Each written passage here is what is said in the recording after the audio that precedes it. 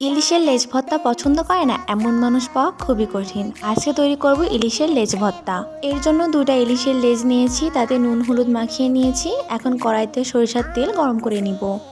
এখন তার মধ্যে ইলিশের লেজগুলো দিয়ে খুব ভালো করে কড়া করে ভেজে নিতে হবে।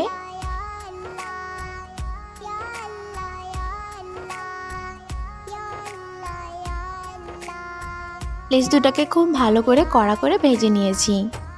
এখন একটা থিতনির সাহায্যে ভালো করে একটু থেতো করে দিতে হবে, এতে কাটা বাছতে সুবিধা হবে। মাছের লেজের কাঁটাটা বের করা হয়ে গেছে। এখন এখানে দিয়েছি পেঁয়াজ কুচি, দিব ধনিয়া পাতা কুচি, হাফ চামচ চিলি ফ্লেক্স আর মাছ ভাজার যে তেলটা ব্যবহার করেছিলাম সেই তেলটা। এখন পেঁয়াজটাকে আগে খুব ভালো করে মাখিয়ে নিব, তারপরে মাছের সঙ্গে মাখিয়ে নিতে হবে। মাছ ভাজার তেলটা ব্যবহার করার কারণে আলাদা করে লবণের প্রয়োজন হবে না।